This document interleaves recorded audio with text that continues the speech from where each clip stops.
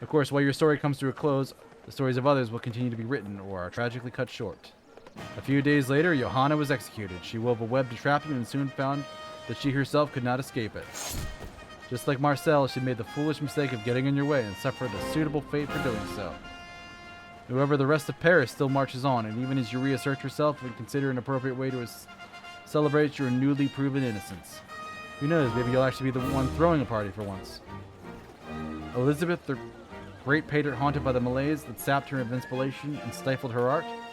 With the nobility's victory over the revolutionaries, Paris eventually returned to something resembling normalcy. However, she still struggles with both her past scandals and the death of artistic inspiration. No! The priests pushed the clergy against Ludovico.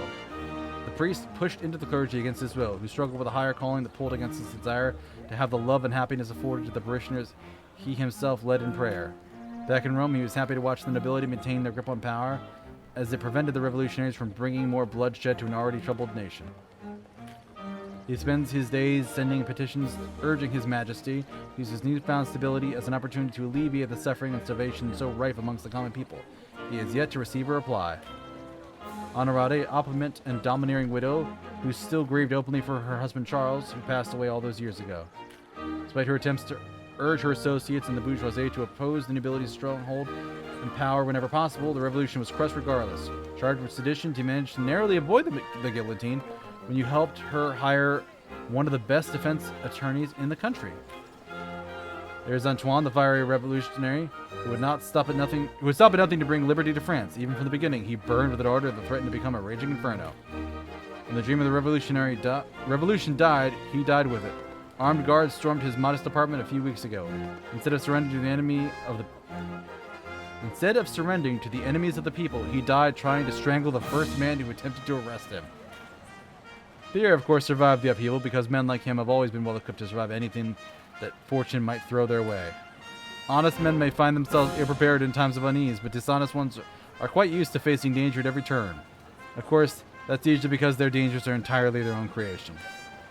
While he may have been seen toasting to the victory of nobility and tradition, he's also been heard rousing himself about the renewed harsh censorship laws being imposed by the crown.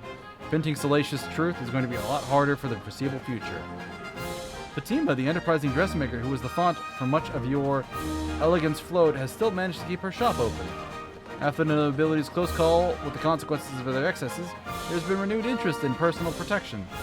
More and more clients have been requesting that Fatima use tightly stitched layers of silk to add armor to their finery. It might even work. At least, it's likely to work for the assassins in question also agrees to use a silk dagger. Regardless, she's happy enough to take their money. Of course, there's Camille, your indefatigable handmaiden, who has been by your side since your first moments in Paris. She is overcome with joy to discover that not only did you survive your trial, but you were intending to stay in Paris. Another turn of fortune, it was discovered that your landlord recently fled Paris in order to avoid prosecution for a staggering list of financial crimes. With no one to claim the building, you're now its de facto owner. So the grand arc of your story comes to a suitable close, with the sun proverbially settling on this chapter of your life. As it thus settles, you find yourself passionately entwined with Honorade, the opulent and domineering widow who was once entirely submerged in grief for her husband Charles, who passed away all those years ago. You both stayed in Paris, weathering the storm of violent rebellion together. A few months later, you sold your newly acquired home for a decent sum of money and moved into Madame Gazelle's estate along with your servants. She makes a big fuss about all the noise you brought with you and has uttered no small amount of devious threats to you on the subject. However, you can tell she actually likes the liveliness you brought back into her home.